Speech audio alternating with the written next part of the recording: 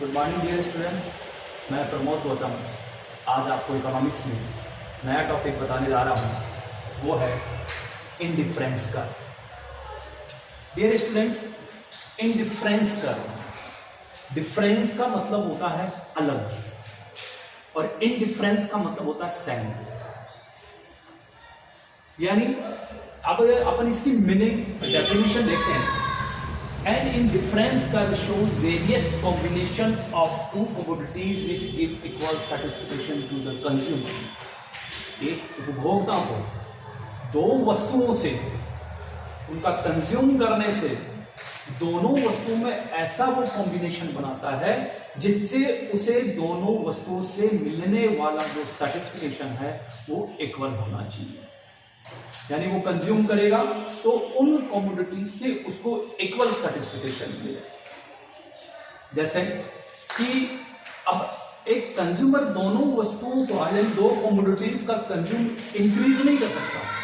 वो एक कमोडिटी का कंज्यूम इंक्रीज करता है तो दूसरी को वो डिक्रीज करेगा, लेकिन उनसे मिलने वाला जो सेटिस्फिकेशन है वो इक्वल होना चाहिए। Satisfaction to the consumer. अब डियर स्टूडेंट्स, अब अपन देखते हैं इंडिफरेंट शेड्यूल। शेड्यूल क्या होता है?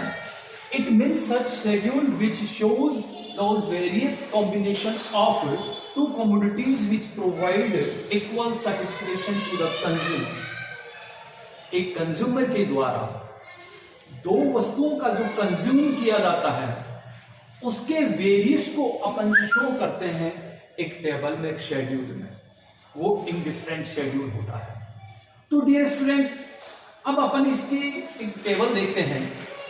सबसे पहले अपन कॉम्बिनेशन ए की बात करते हैं। ए कंज्यूमर दो कमोडिटीज का कंज्यूम करता है, एक्स और वाई, और दोनों कमोडिटीज से उससे जो सेटिस्फिकेशन मिलेगा वो इक्वल मिलेगा।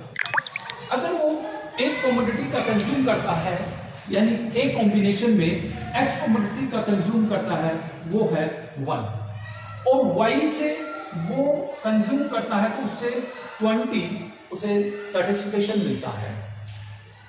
बी कॉम्बिनेशन में वो एक्स कमोडिटी को इंक्रीज करता है, उसका कंज्यूम को इंक्रीज करता है तो वो है 2, और वाई अगर वो एक्स को इंक्रीज कर रहा है तो श्योर है कि वो वाई के कंज्यूम को डिक्रीज करेगा तो वो आपका 15।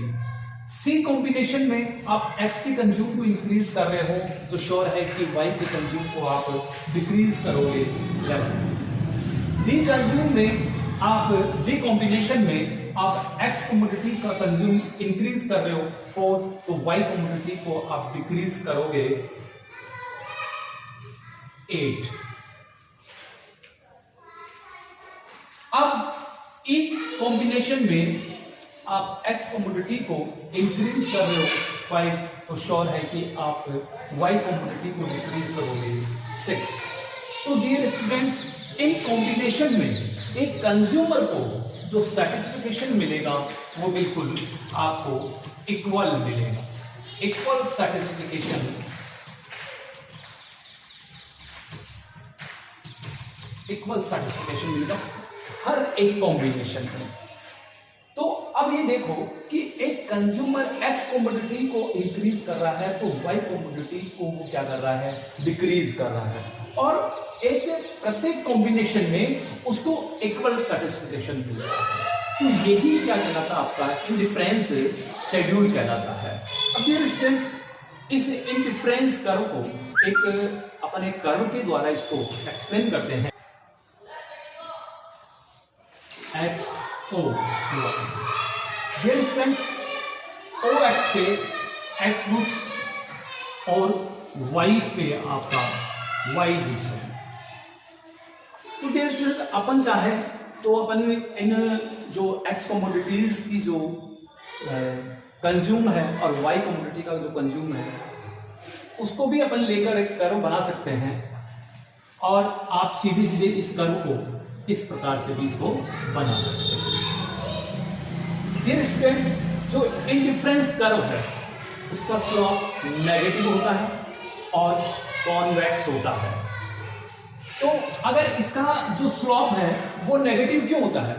क्योंकि मैं दो कमोडिटी का कंज्यूम करता हूं, तो दोनों कमोडिटीज में मैं अगर x को इंक्रीज करता हूं तो y को डिक्रीज करता हूं। और अपन जानते हैं जब दो वेरिएबल्स में नेगेटिव रिलेशनशिप होता है तो उसका कर्व भी हमेशा नेगेटिव बनता है।